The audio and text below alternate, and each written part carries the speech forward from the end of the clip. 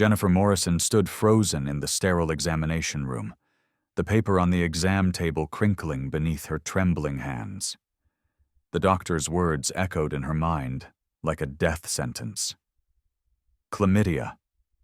The diagnosis hit her like a freight train.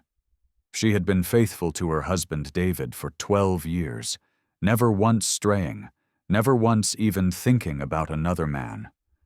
But the test results didn't lie, and neither did the timeline. 3 weeks ago, she had returned from that business trip to New York with her new boss, Robert Clark. 3 weeks ago, everything in her carefully constructed life had begun to crumble. And now, sitting in this cold room with fluorescent lights buzzing overhead, Jennifer realized that the secret she had been desperately trying to bury was about to destroy everything she held dear. Before we continue with this story, if you're enjoying this content, please hit that like button, share this video with someone who loves dramatic stories, and subscribe to the channel so you don't miss what happens next. Also, drop a comment below and let us know where you're watching from. We love hearing from viewers all around the world. 6 months earlier, Jennifer's life had seemed perfect. She and David lived in a comfortable 3-bedroom house in suburban Phoenix, Arizona. David worked as an accountant at a mid-sized firm downtown, while Jennifer had recently been promoted to senior marketing manager at Horizon Tech Solutions, a growing software company. They had met in college, married young, and built a stable, predictable life together. Their relationship wasn't passionate anymore, but it was comfortable, safe, reliable. Everything changed when Horizon Tech hired Robert Clark as the new vice president of marketing. Robert was everything David wasn't. Tall, charismatic, with salt and pepper hair, and an easy confidence that filled every room he entered. He was 42, divorced, and had spent the last decade working for Fortune 500 companies in New York and Los Angeles. From his first day, Robert made it clear that he valued Jennifer's work. He praised her presentations, sought her input on major decisions, and frequently mentioned that she had the potential to go far in the company. Jennifer found herself thinking about Robert more than she should. She started putting extra effort into her appearance on days when she knew they had meetings. She lingered in conversations with him, laughing a little too hard at his jokes. David noticed the change. She seemed distracted at home, constantly checking her phone, staying late at the office more frequently. When he asked if everything was okay, Jennifer assured him it was just the stress of working with new leadership. She wasn't lying, exactly, but she wasn't telling the whole truth either. The New York trip was announced in late March. Horizon Tech was bidding on a major contract with a Manhattan-based investment firm, and Robert wanted Jennifer to join him for the final presentation. It was a huge opportunity, both professionally and personally. David wasn't thrilled about her traveling alone with her boss, but Jennifer convinced him it was purely business. She promised to call every night, and even suggested they could plan a vacation together when she got back. The flight to New York was the first time Jennifer and Robert had spent extended time alone together outside the office. They sat side by side in business class, drinking wine and talking about everything except work. Robert told her about his failed marriage, how his ex-wife had resented his ambition and the long hours. Jennifer found herself opening up about her own frustrations, how she sometimes felt invisible in her marriage, how David seemed more interested in spreadsheets than in her dreams and aspirations. By the time they landed at LaGuardia, something between them had shifted.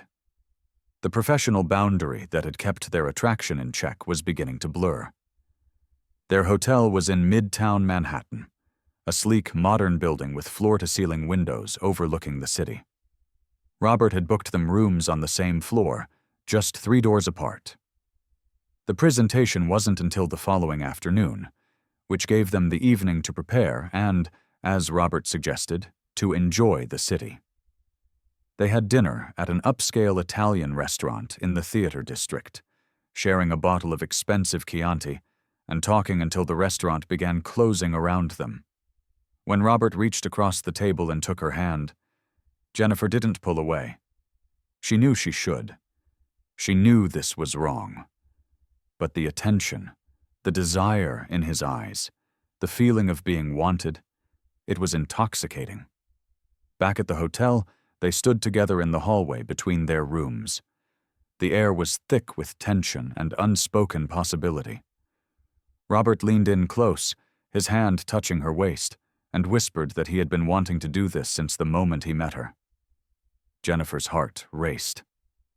Every rational part of her brain screamed at her to walk away, to go to her room, to call David and remember the vows she had made.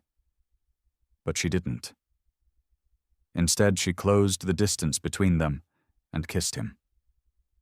What happened next was a blur of passion and guilt, desire and regret. They spent that night together in Robert's room, crossing every line that Jennifer had sworn she would never cross. In the morning, lying beside him as dawn light filtered through the curtains, she felt the crushing weight of what she had done. She had betrayed David. She had become the person she had always promised herself she would never be. Robert sensed her withdrawal and tried to reassure her, saying what they had was special, that they could figure things out. But Jennifer knew the truth. She had made a terrible mistake. The presentation that afternoon went perfectly. They won the contract. The company was thrilled. But Jennifer could barely focus on the victory. All she could think about was getting home, pretending this had never happened, and somehow living with the guilt. Robert tried to talk to her on the flight back, but she kept the conversation strictly professional. She needed to compartmentalize, to lock this mistake away and never speak of it again. But 3 weeks after returning home, Jennifer started experiencing symptoms: unusual discharge, burning sensations, discomfort that she initially dismissed as a urinary tract infection. When the symptoms persisted, she finally made an appointment with her doctor, terrified of what it might mean. And now, holding the positive test results in her shaking hands, Jennifer faced an impossible choice. She couldn't tell David the truth without destroying their marriage, but she also couldn't keep this secret without putting his health at risk. The doctor had been clear: David needed to be tested and treated immediately. Jennifer walked out of the clinic in a daze, her phone buzzing with a text from her husband asking what she wanted for dinner. She stared at the message, tears streaming down her face, and realized that her entire world was about to. Jennifer sat in her car in the clinic parking lot for 20 minutes, unable to move. Her phone continued to buzz with messages from David, each one a painful reminder of the normal life she was about to shatter. She finally typed back a simple response: "Not hungry, running late, see you soon." Her fingers trembled as she hit send. The drive home felt like walking toward her own execution. Every traffic light, every turn brought her closer to a confrontation she wasn't ready for. Part of her considered lying, making up some story about how she might have gotten the infection from a public restroom or a contaminated towel at the gym. But even as the thoughts formed, she knew how ridiculous they sounded. The doctor had been explicit. This was a sexually transmitted infection, and there was only one way she could have contracted it. Which meant Robert had given it to her. Which meant Robert had been with someone else, either before or after their night together. Someone who had infected him. The realization made Jennifer feel sick. She had thrown away 12 years of marriage for a man who had probably slept with her without a second thought, who had likely been with other women before and after her. She wasn't special to him. She was just another conquest, another stupid married woman who had fallen for his charm. When Jennifer pulled into the driveway, David's car was already there. The lights were on in the kitchen, and through the window she could see him moving around, probably starting dinner despite her text. He was so predictable, so reliable, so completely undeserving of what she had done to him. She sat in the car for another 5 minutes, trying to compose herself. trying to find the courage to walk through that door. David looked up when she entered, his face brightening with a smile that made her stomach twist with guilt. "Hey, you okay? You look pale." He walked over and touched her forehead, checking for fever, the simple gesture of a caring husband. Jennifer almost broke down right there. "I'm fine," she lied, pulling away gently. "Just a long day. I think I'm coming down with something." "There's definitely something going around," David said, turning back to the stove where he was heating up leftover pasta. "Mike at work has been out all week with some kind of infection. You should probably rest." The word infection hung in the air like an accusation. Jennifer mumbled something about taking a shower and escaped to the bathroom. Under the hot water, she let herself cry, muffling the sobs with her hand. She had to tell him. She had to. But every time she imagined the words coming out of her mouth, every time she pictured the devastation on his face, she couldn't do it. Over the next 3 days, Jennifer lived in a fog of anxiety and shame.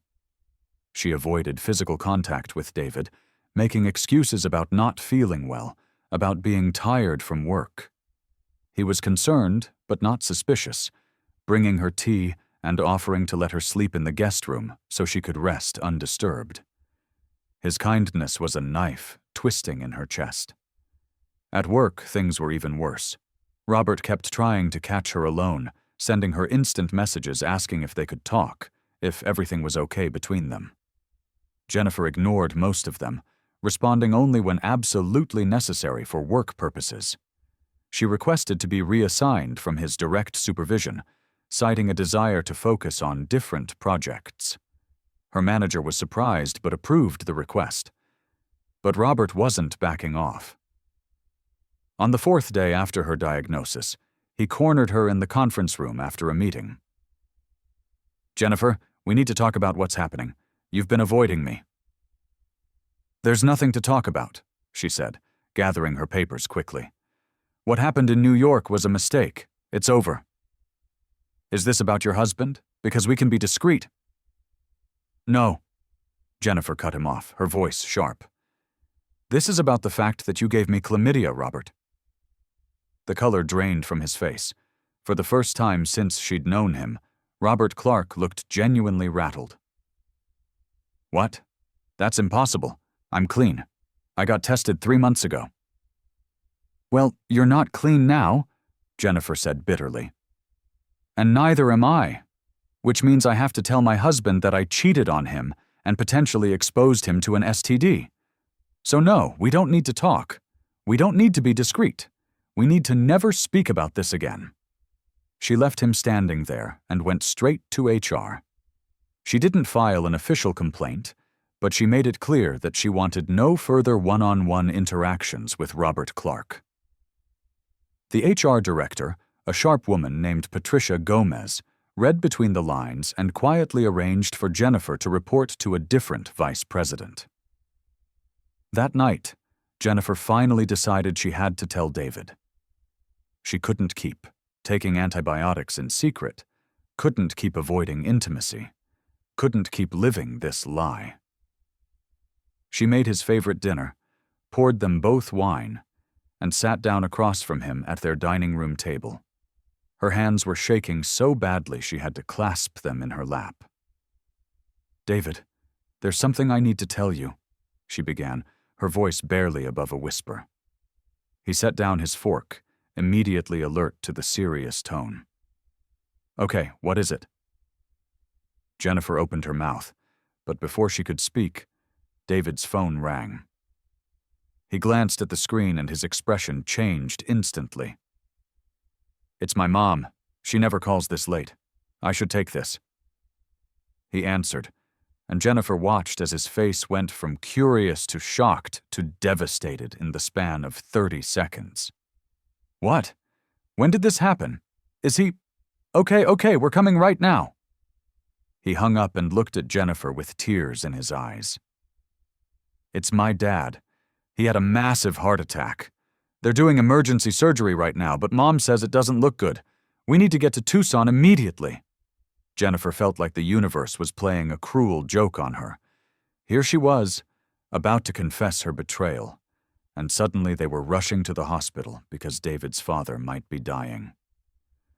"Of course, let's go," she said, her own confession forgotten in the crisis. They threw clothes in a bag and drove through the night to Tucson Medical Center. David's father, Frank, was a tough 68-year-old who had never been sick a day in his life. The idea of him lying in an ICU bed, hooked up to machines, was surreal. They arrived at 3 a.m. to find David's mother, Carol, sitting in the waiting room with David's sister, Michelle, both of them red-eyed and exhausted. The surgery had gone as well as could be expected, but Frank was in critical condition. The next 48 hours would be crucial.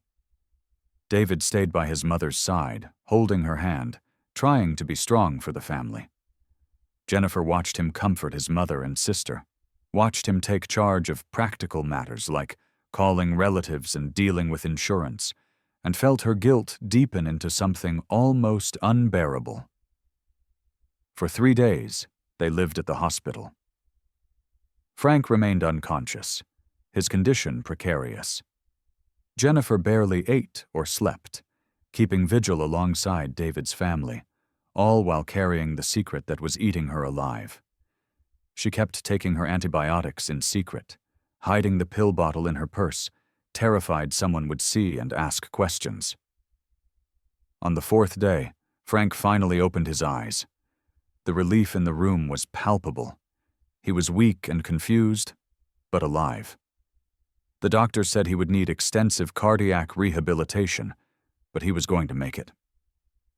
Carol burst into tears of joy, and David hugged his father carefully, mindful of all the tubes and wires. That evening, as they prepared to drive back to Phoenix, David turned to Jennifer with emotion in his eyes. "Thank you for being here. I don't know what I would have done without you these past few days. You're my rock, Jen. I love you so much." Jennifer felt like she was being crushed under the weight of her deception. "I love you too," she whispered, and she meant it, which made everything so much worse. They returned home late that night, both exhausted. David collapsed into bed immediately, falling into a deep sleep. Jennifer lay beside him, staring at the ceiling, knowing she still had to tell him the truth. But how could she do it now? His father had nearly died. The family was still reeling. How could she add her betrayal to everything he was already dealing with? The next morning, Jennifer woke to find David already up, making coffee in the kitchen.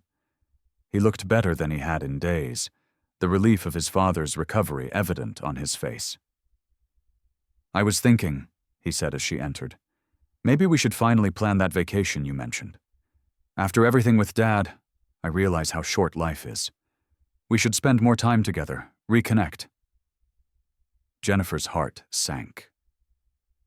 "That sounds nice," she managed. "Actually," David continued, pouring her a cup of coffee, "I already started looking at options. There's this couples retreat in Sedona that looks amazing. It's all about strengthening marriages, rediscovering intimacy. I think it could be really good for us." He handed her his phone, showing her a website for a romantic resort with testimonials from happy couples who had saved their marriages and fallen in love all over again. Jennifer stared at the screen, unable to speak. "What do you think?" David asked, his eyes hopeful. "Could we go this weekend? I already checked, and they have availability."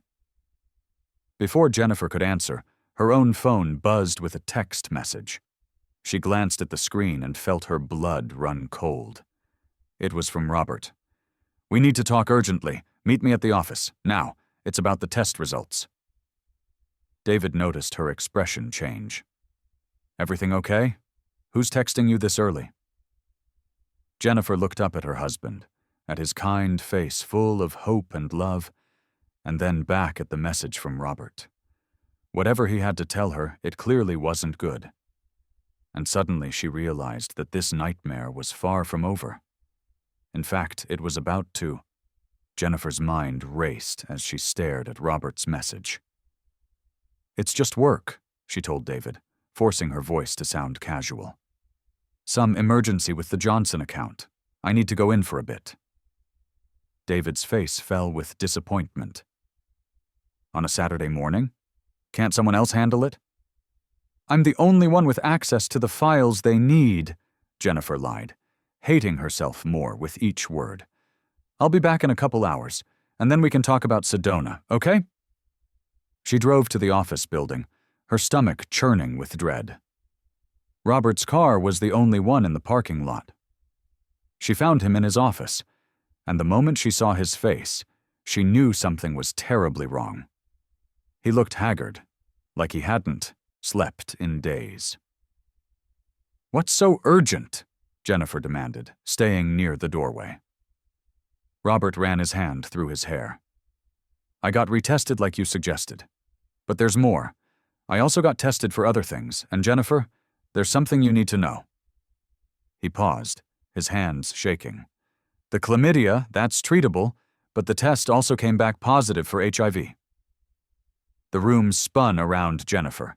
She grabbed the doorframe to steady herself. "What did you just say?" "I'm HIV positive," Robert repeated, his voice breaking, "which means there's a chance, a real chance, that you might be too. And if you are, then your husband—" Jennifer couldn't hear the rest. The ringing in her ears drowned out everything else. HIV, the word ricocheted through her mind like a bullet. This couldn't be happening. This couldn't be real. "When did you know?" she whispered. "I just found out yesterday. I've been trying to reach you. Jennifer, you need to get tested immediately. Like today. The sooner we know, the sooner treatment can start if—" "Get away from me," Jennifer said, backing towards the door. "Just stay away from me." She ran to her car and drove without thinking, ending up at a 24-hour urgent care clinic across town. The nurse who took her blood was kind and professional, explaining that preliminary results would take a few hours, but definitive testing would take longer. Jennifer sat in the waiting room in a state of shock, her entire body numb. 3 hours later, the doctor called her back. Jennifer prepared herself for the worst, for her entire life to end in this sterile room. But the doctor's expression was cautiously optimistic. "Your rapid HIV test came back negative," she said. "We'll need to do follow-up testing in 3 months to be completely certain, as there's a window period, but this is a very good sign." Jennifer broke down, sobbing, relief flooding through her body. The doctor continued, "However, you will need to tell your husband immediately about potential exposure. He'll need to be tested as well, even though you haven't been intimate recently, and you'll both need to use protection and get retested regularly for the next several months." The relief Jennifer had felt moments ago evaporated. There was no avoiding it now. She had to tell David everything. Not just about the cheating, but about all of it. The STD, the HIV scare, the fact that she had put his life at risk for one night of selfish desire. She drove home in the late afternoon, rehearsing the words over and over. But no matter how she phrased it, there was no way to soften the blow. She had betrayed him in the worst possible way, and now she had to face the consequences. David was in the living room when she arrived, his laptop open with the Sedona Resort website still on the screen. He looked up with a smile that faded when he saw her face. "Jen, what's wrong? You look terrible." Jennifer sat down across from him, her whole body trembling. "David, I need to tell you something, and it's going to change everything between us. But you deserve to know the truth." His expression shifted from concern to fear. "You're scaring me. What is it?" "The business trip to New York," she began, tears already streaming down her face. "Something happened. I did something unforgivable." She took a shaky breath. "I slept with Robert. I cheated on you." The silence that followed was deafening. David's face went through a series of expressions: confusion, disbelief, pain, anger, before finally settling on devastation. "You what?" "I'm so sorry," Jennifer sobbed. "It was one night, one terrible mistake, and I've regretted it every second since. But that's not all. I got tested because I had symptoms, and I have chlamydia, which means you need to get tested too." David stood up abruptly, knocking his laptop to the floor. "Are you serious right now? You cheated on me, gave me an STD, and you're just now telling me?" His voice rose with each word. "How long have you known?" "About a week," Jennifer admitted. "I was going to tell you that night when your dad had the heart attack, but everything happened so fast and I—" "Don't you dare use my father's illness as an excuse," David shouted. "You had a week to tell me that you put my health at risk." "There's more," Jennifer said quietly. "Robert just found out he's HIV positive. I tested negative today, but we both need to get tested again in 3 months to be sure." David stared at her like she was a stranger. "HIV? You potentially exposed me to HIV?" He laughed bitterly, a sound completely void of humor. "Who are you? Because the woman I married, the woman I thought I knew, would never do this." "I'm so sorry," Jennifer repeated, knowing the words were worthless. "I know I don't deserve forgiveness. I know I destroyed everything. But I'm telling you now because you deserve the truth, and you need to protect yourself." David was pacing now, his hands clenched into fists. 12 years. 12 years of marriage, and you threw it away for your boss. For Robert Clark, a man you've known for 6 months. He stopped and looked at her, his eyes filled with tears. "Did you ever love me? Or was I just convenient?" "Of course I love you," Jennifer cried. "I've always loved you. What I did had nothing to do with not loving you. It was my weakness, my selfishness, my—" "Stop!" David cut her off. "Just stop! I can't listen to this anymore." He grabbed his keys from the table. "I'm going to stay at Mike's place. I need to think. And I need to get tested, apparently, because my wife decided to gamble with my life." "David, please!" "No," he said firmly, heading for the door. "You don't get to ask me for anything right now. You made your choice in New York. Now I get to make mine." The door slammed behind him, and Jennifer collapsed on the floor, her sobs echoing through the empty house. Everything she had feared, everything she had tried to avoid, had come crashing down. Her marriage was over. Her husband's trust was shattered. Her career would likely be destroyed when word got out about the affair with her boss. She had lost everything for one night of passion that had meant nothing. And as she sat alone in the ruins of her life, Jennifer understood that some mistakes can never be undone, and some wounds can never heal. The life she had built over 12 years had been destroyed in a single moment of weakness, and there was no going back. David filed for divorce 3 weeks later.